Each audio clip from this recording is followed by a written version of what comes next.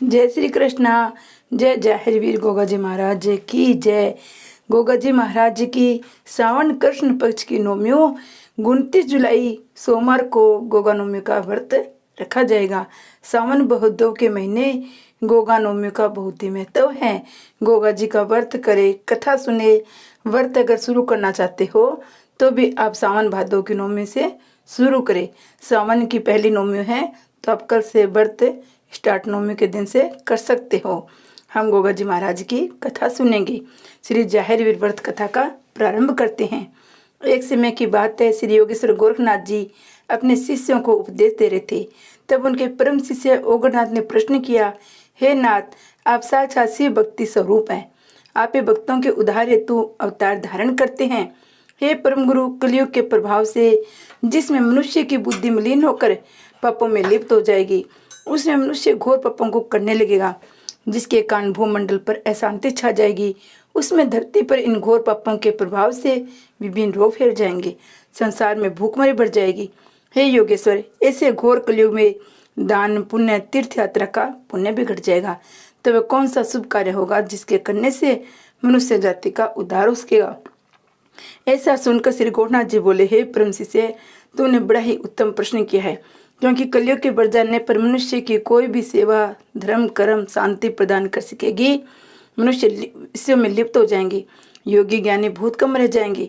ऐसे समय में मेरे ही अंश अवतार जाहिर वीर गोगा के व्रत पूजन से ही मनुष्य का कल्याण हो सकेगा।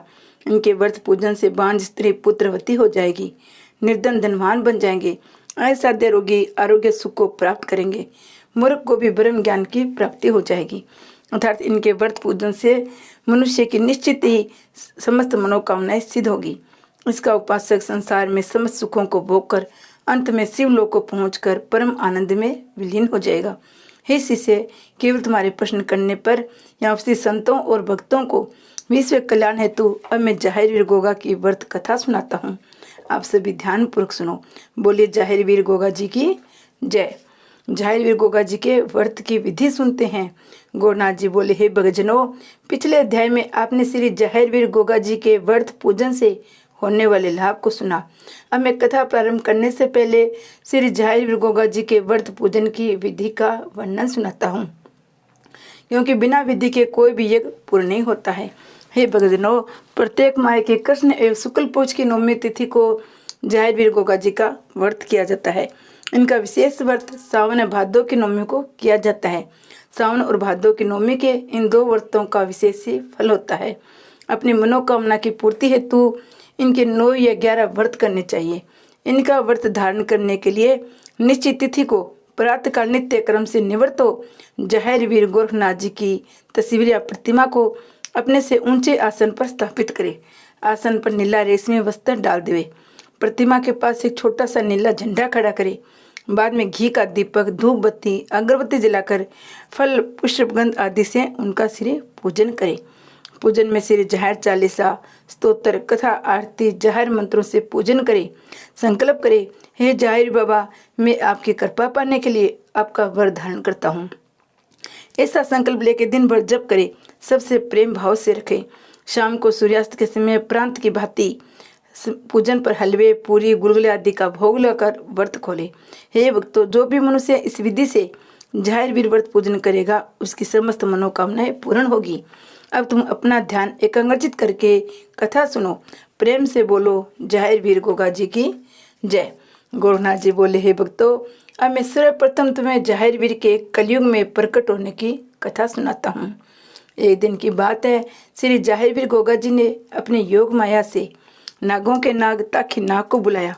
समय भी नाग रूप धारण करके रात्रि में गंगाराम को स्वप्न में जाकर नाग रूप में दर्शन दिए। ये देखकर गंगाराम घबरा गए। तब जाहिर वीर ने अपना वास्तविक स्वरूप गंगाराम को दिखाते हुए कहा, हे भगत, तुम डरो मत, मैं जाहिर वीर हूँ।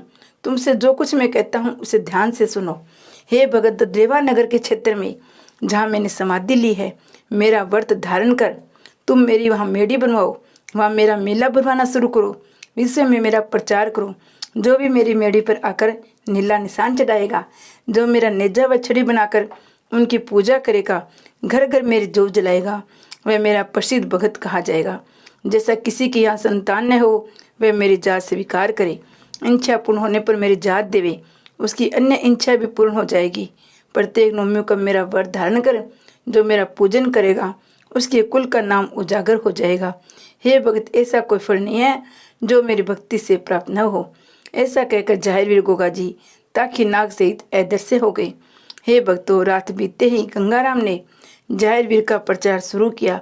श्री जाहिरवीर की मेढ़ी का निर्माण कराकर नवमी के दिन व्रत धारण कर श्री जाहिरवीर बाबा की पूजा की, जिसके प्रताप से उसके कुल का नाम उजागर हो गया।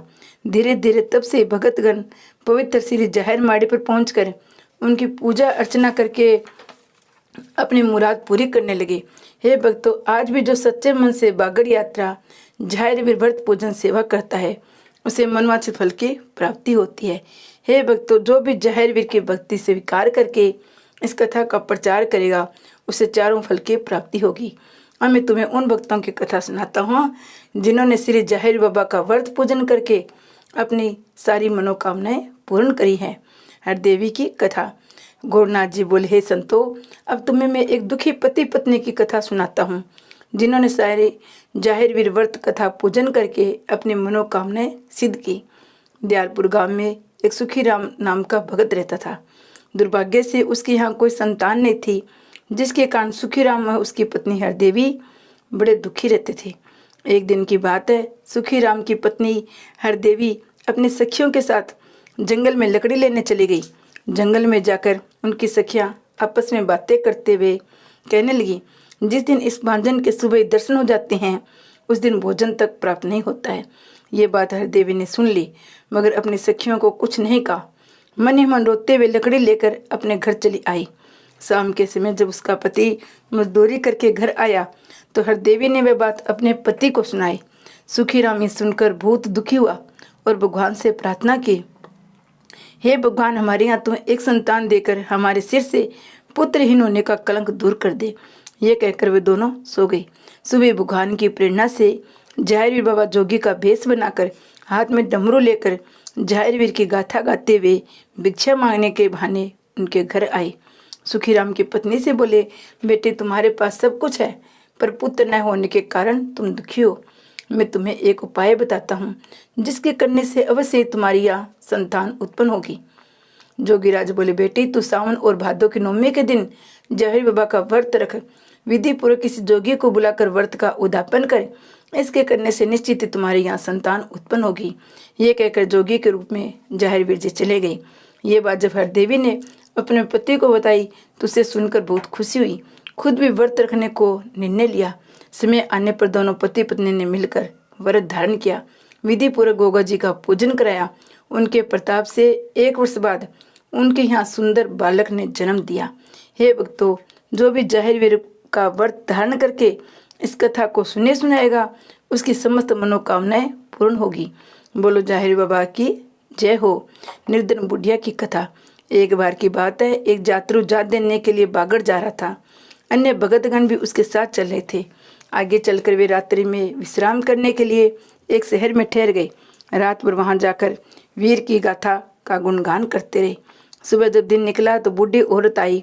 बोली, यह भक्तों, ये आप किसकी पूजा कर रहे हो? आप किस देवता के धाम जा रहे हो? इनके व्रत पूजन से क्या लाभ होता है? तब यात्री के साथ का जोगी बोला, हे माता जी, ये हम जाहिरवीर गोगा बागड़ वाले की पूजा कर रहे हैं। उन्हीं के प्रताप से इस जातरू बालक का जन्म हुआ है। अब हम उनकी जात देने हेतु उनके बागड़ धाम जा रहे हैं। हे माता जी, जाहिरवीर के पूजन व्रत तथा इनके धाम की यात्रा करने से मनुष्य के सारे पाप छूट जाते हैं, समस्त मनोकामनाएं सिद्ध हो जाती है। हे भक्तों, बुढ़िया का लड़का गरीबी के कारण कर्ज बंद हो गया था। उसके कारण मैं परेशान हो अपने माँ और बहू को छोड़कर बिना बताए कहीं चला गया था। बुढ़िया ने घर आकर ये बात अपने बहू को बताई। यदि हम दोनों जाहिरवीर का व्रत रखें तो मेरा लड़का घर वापस आ सकता है। बहू ने ये बात संग्रह स्वीकार की और अपनी सास के साथ 11 व्रत रखने का संकल्प लिया। केवल 2 नवमी के उपरांत ही व्रत करते हुए लड़का जिस शहर में था वहाँ उसे एक जेवर से भरा थैला सड़क पर पड़ा हुआ मिला। अगले दिन वह लड़का उस जेवर से वापिस चला आया, जिसे देखकर सास वो बहुत खुश हुई। घर आते ही उसने वह जेवर बेचकर अपना सब कर चुकाया, निजी व्यवसाय शुरू कर दिया। जब लड़के को माँ और बहू ने बताया ये सब जाहिर बाबा की पूजा के प्रताप से हमारा उद्धार हुआ है, तो उसने भी जाहिर बाबा के व्रत रखे। बुढ़िया और उसके पुत्र वधु ने एक दिन अपने व्रतों का उद्यापन किया। उस दिन जोगियों एवं कन्याओं को दान दिया, जाहिर बाबा के नाम पर भंडारा किया। हे भक्तों, सच्चे मन से जो भी जाहिर बाबा का व्रत धारण करके जो भी इस कथा का पाठ करेगा वह सिंगरी सुखी हो जाएगा। बोले जाहिर बाबा की जय। अब हम जाहिर बाबा की प्रकोप कथा सुनते हैं। अब मैं तुम्हें जाहिर बाबा के रुष्ट हो जाने पर उनके प्रकोप की कथा सुनाता हूँ। सीतापुर गांव में एक परिवार में पहले से ही जाहिर बाबा की पूजा होती थी। प्रत्येक भादों के नौमी को थापे दिए जाते थे। कुछ समय बाद उस घर में एक नई बहू आई। वह बहुत ही नास्तिक थी, किसी भी व्रत पूजा में विश्वास नहीं रखती थी। इसलिए जब भादों की नौमी आई तो उसने न तो जाहिर का व्रत किया न थापे दिए। कहा ये सब ढोंग है, इन पूजा व्रतों से कुछ नहीं होता। ये कहने के बाद जब बहू रात को सोई तो उसे सपने में सांप ही सांप दिखाई दिए। सुबह दिन निकलते ही जब आंख खुली तो देखा एक सर्प घर के दरवाजे पर खड़ा है। जब उसका ध्यान पीछे गया तो वहाँ भी सर्प खड़ा है। इस प्रकार से वहाँ चारों तरफ सर्प ही सर्प निकल आई। बहू घबराकर चीखें मारने लगी। उसकी आवाज़ सुनकर परिवार के लोग इकट्ठा हो गए। ये सब कुछ देख उसकी सास समझ गई जाहिर वीर के थापे नहीं दिए, इसलिए यहाँ सर्प निकल कर आए हैं। सास हाथ जोड़कर बोली, हे जाहिर बाबा, मेरी बहू की गलती को माफ़ कर दो। आज ये तेरी थापे देगी, आज से रोज़ तेरा पूजन करेगी। बहू ने भी हाथ जोड़कर सिर झुकाकर कहा, जाहिर बाबा मुझे माफ़ कर दो, मैं सदा तेरी पूजा करूँगी। इतना कहते धीरे धीरे सभी सर्प गायब होने लगे। तब उनमें से जाहिर रूपी सर्प ने अपने वास्तविक रूप से प्रकट हो गया और कहा, हे देवी, तूने मेरी न तो पूजा स्वीकार की बल्कि मेरा अपमान किया है, जिसके कारण ऐसा हुआ। लेकिन मैं तुम्हें माफ़ करता हूँ, मगर मेरी ये बातें ध्यान से सुनो। जो भी मेरी पूजा थापे, निशान, छड़ी, नेजा आदि स्वीकार करेगा उसकी मनोकामनाएं सिद्ध होगी। मगर इच्छा पूर्ण हो जाने पर जो मेरी स्वीकार करी हुई पूजा भेंट नहीं देगा उसे मैं तुम्हारी तरह दंडित करूँगा। यह कहकर जाहिर बाबा अपने सर्पों सहित अदृश्य हो गए। जो भी इस कथा को नियम से पढ़ेगा उसे उत्तम फल की प्राप्ति होगी। जय श्री गुरु गोरखनाथ जी की जय। जय जाहिर बाबा की जय। हरते विपता दास की जाहिर दीन दयाल, भक्तों का रखते सदा जाहिर वीर बाबा ख्याल। दया दास पर बनी रहे, सर पे रहे सदा हाथ, विद्या बल बल दो विनय करो धर्मनाथ।